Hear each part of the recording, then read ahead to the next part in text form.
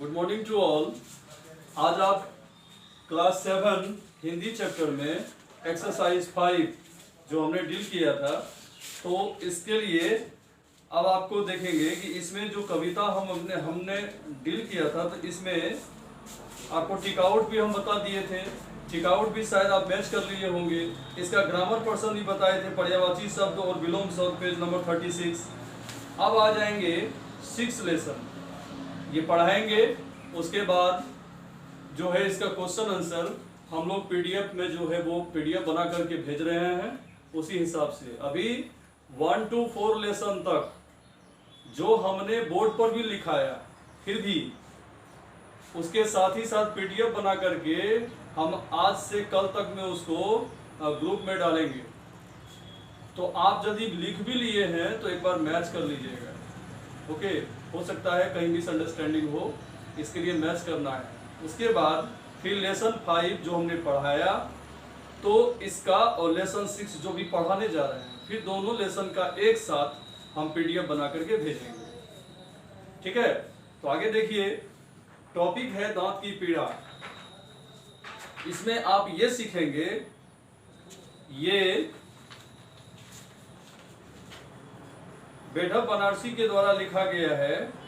इस लेखक का परिचय है कि इनका जन्म 1885 में वाराणसी उत्तर प्रदेश में हुआ था। ये व्यंगकार के रूप में प्रसिद्ध हैं। इनकी प्रमुख रचनाएं हैं बेढप की बैठक, काव्य में है कमल, बनारसी, गांधी का भूत और तनातन आदि। ठीक है, तो इसमें ये जानेंगे कि कभी कभी मरीज डॉक्टर से मजाक करने के लिए भी आ जाते हैं, और नकली दांत लगाने वाली महिला भी कम ज्ञानी डॉक्टर को आसानी से बेवकूफ बना सकती है।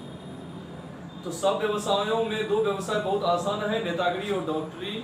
राजनीति का ज्ञान न होने पर भी लीडर होना सरल है और कोई अपराध भी नहीं है। लेकिन इसी प्रकार डॉक्टरी में भी परिश्रम की आवश्यकता नहीं है। उनकी बात छोड़ दीजिए जो 5-6 साल मेडिकल कॉलेज में समय बिताते हैं, किंतु जब हम देखते हैं कि किसी कॉलेज में गए बिना और बड़ी बड़ी इंग्लैंड तथा अमेरिका की पुस्तकें पढ़े बिना लोग बड़े डॉक्टर बन जाते हैं और उनकी चलती भी खूब है, तब किसी कॉलेज में इतना समय बिताना व्यर्थ ही जान पड़ता है, बेकार ही जान पड़ता है।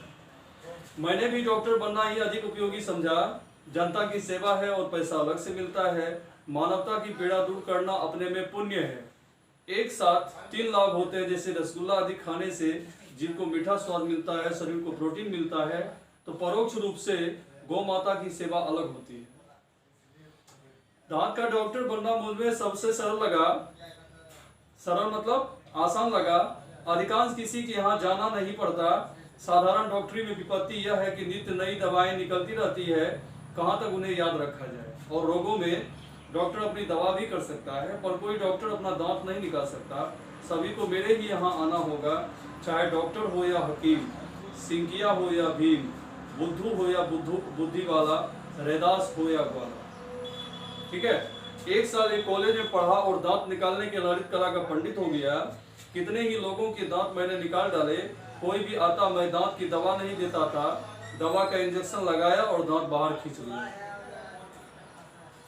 एक दिन की बात है कि मैं अपने औषधालय में बैठा था कि समय 9 बजे का दिन था। एक महिला में प्रवेश किया। मैं भाषा का विद्वान नहीं, इसलिए कह नहीं सकता कि महिला और युवती में क्या अंतर है। उसकी अवस्था लगभग 24-25 साल की रही होगी। पाठक समझ लें कि उसे क्या कहना ठीक होगा। कुर्सी पर बैठते उसने कहा, मेरे दांत में तकलीफ है। तो मैंने कहा, देखो आपको जिस दांत में कष्ट हो उसे तुरंत निकलवा दीजिए। डॉक्टर का डायरेक्ट डिसीजन था। अब देखिए, उसने बताया मगर वो हिलता नहीं। मैं बोला, हिलता तो सेना का सिपाही भी नहीं, मगर गोली खा जाता। उसने कहा, मेरी बात तो सुनिए, कल एक घटना हो गई। कि मैंने कहा कि हाँ, घटनाओं को कौन रोक सकता है, हो ही जाती है, कहिए। तो महिला ने कहा, मैं कल रात कमरे में सोई थी, खिड़की खोलकर, और आकाश में बादल छाए हुए थे। मौसम बहुत सुहावना लग रहा था। मैं बोल उठा कि आपकी अवस्था की महिलाएं ऐसा दृश्य अक्सर देखा करती हैं। तो इस तरह से महिला ने उसका वह जिस टाइप का प्रश्न करते थे उसी टाइप का जो है वो उत्तर भी देते थे। अब देखिए, इसमें क्या है कि इसी तरह से करते करते दूसरे दिन फिर वो आई और उसने बताया कि कोई फायदा नहीं हुआ।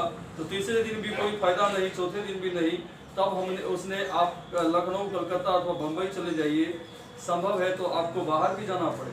मैं तो यह कहूँगा कि यदि आपके पास साधन हो तो आप अमेरिका चली जाएं, शायद वहां के किसी के दांत पर बिजली गिरी हो, तो मेरे विचार से ये संसार का पहला केस है। तो महिला महोदया ने कहा तो आपके पास अब इसका इलाज नहीं है और वाराणसी डॉक्टरों से खाली हो गई। मैंने सोचा एक बार फिर चेष्टा करनी चाहिए, तो मैंने उन्हें दूसरे दिन बुलाया। रात भर पुस्तकें देखता रहा, दांत निकालने के सिवा और कोई दवा नहीं थी। दूसरे दिन जब वह आई तो मैंने कहा दांत निकालना ही एकमात्र सूरत अब रह गई है, यदि आपको तकलीफ से छुटकारा पाना है तो दांत निकलवा दीजिए, कोई कष्ट नहीं होगा, ठीक है। तो फिर दांत भी बन जाएगा, ऐसा ही सुंदर और चमचमाता और अगर ना निकलवाऊं तो उसने दृढ़ता से कहा, तब इस कष्ट को पालिए, मेरे पास और कोई इलाज नहीं है। मैंने कुछ क्रोध में कहा। वह बोली डॉक्टर को क्रोध नहीं करना चाहिए, धीरज से काम करना होता है और क्रोध से रोगी पर अच्छा प्रभाव नहीं पड़ता। तो मुझे बहुत झुंझुलाहट हो रही थी। मैंने कहा कि कृपा करके आप अपना ज्ञान अपनी छात्राओं तक सीमित रखिए, मुझे आपकी शिक्षा की आवश्यकता नहीं है। अच्छा, आप नहीं मानते हैं तो निकाल ही दीजिए, किंतु ध्यान रखिएगा कि असफलता होगी तो जिम्मेवारी आपकी, महिला महोदया ने कहा। असफलता कैसी, मैंने पूछा। यदि आपने कार्य में असफल हुए तो उसने कहा। मैंने कहा इसमें असफलता है कि अब जब दांत ही ना रहेगा तो कष्ट किसमें होगा। मैंने उसे कुर्सी पर बिठाया, इंजेक्शन की दवा सुई भरने लगा। उसने मना कर बोली यूं ही निकाल दीजिए, इंजेक्शन की कोई आवश्यकता नहीं है। तो मैं बोला इस प्रकार तो बहुत कष्ट होगा। जब फिर उसने मना किया तो मुझे भी जोश आ गया। मैंने अपनी चिमटी को मजबूती से पकड़कर दांत खींचा, ऊपर के सारे दांत निकल आए। यानी उसके दांत बनावटी थे और प्लेट में लगे हुए सारे दांत बनावटी थे। महिला मजाकिया थी। तो इस तरह के कई लोग ऐसे हैं जो वह मुफ्त का लोगों को एक परेशान करने के उद्देश्य से वह आते हैं और परेशान बार बार करते रहते हैं, जबकि एक चिकित्सक के साथ इस टाइप का नहीं होना चाहिए। तो वह मजाकिया स्वभाव की थी। अब इसका जो शब्दार्थ है बहुत ही कम है, इसको याद कर लेंगे। आप टिक आउट मैच कर लीजिए। लेखक को कौन से दो व्यवसाय सबसे आसान लगे, तो इसका 6 नंबर का ऑप्शन होगा नेतागिरी और डॉक्टरी। लेखक ने डॉक्टर बनना ही उचित क्यों समझा, तो कौन नंबर का लिखेंगे, इससे जनता की सेवा और पैसा दोनों मिलेंगे। महिला ने लेखक के पास आते ही क्या कहा, तो गौ नंबर का ऑप्शन होगा मेरे दांत में तकलीफ है। लेखक के पास आने वाली महिला का क्या व्यवसाय था, तो वह कॉलेज में लेक्चरर थी। महिला कौन सा मंजन या टूथपेस्ट इस्तेमाल करती थी, तो वह अमेरिका का बना हुआ डेंटो स्टोर लगाती। महिला डॉक्टर के पास क्यों आई, तो उसके दांत पर बिजली गिर गई थी। गौ नंबर में टिक लगाएंगे। तो जैसे ही आप वीडियो सुनेंगे तो आप पेंसिल से अच्छी तरह से टिक लगा लेंगे। अब आ जाइए, दिए गए शब्दों के पर्यायवाची शब्द लिखें। 44 नंबर पेज 5 का 1 नंबर, पेज नंबर 44। संसार का लिखेंगे विश्व, स्त्री का लिखेंगे महिला, घर का लिखेंगे गृह, कष्ट का लिखेंगे पीड़ा,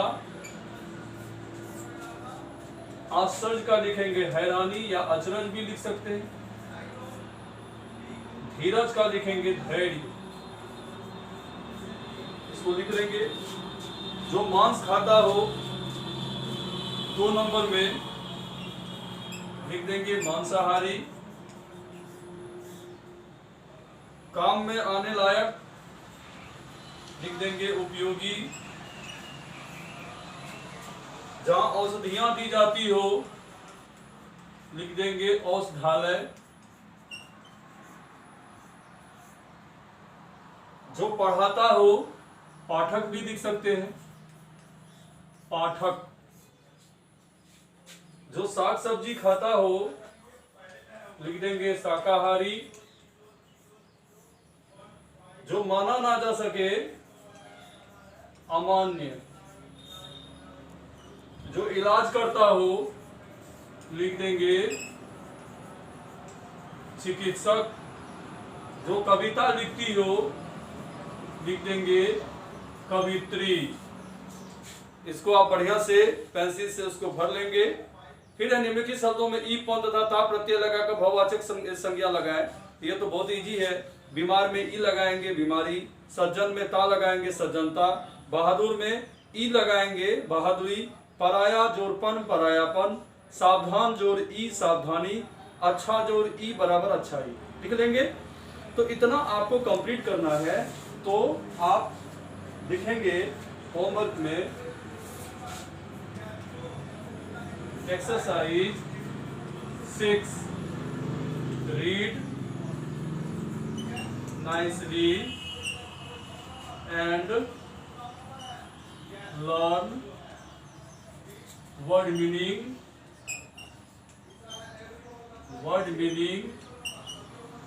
एंड टेक आउट। इतना काम आप करके रखना, ठीक है। इतना काम आप कीजिए, फिर दोनों लेसन का हम क्वेश्चन आंसर भी बहुत जल्द दे देंगे। फिलहाल 1-2 दिन के अंदर में, यानी कल तक आपका पहले पीछे वाला 1 to 4 लेसन का हम PDF भेज रहे हैं उसको चेक करने के लिए। और जो ग्रामर पर्सन हम आपको लिखा रहे हैं इसको विधिवत आप भरेंगे और भर के उसको पढ़ते जाइए। ऐसा नहीं है कि स्कूल नहीं चल रही है क्या जरूरी, ऐसा नहीं है। जितना आप स्टडी करते जाएंगे तो आपका स्टेमिना जो है वो हमेशा जो है वो अच्छा रहेगा। Okay, thank you.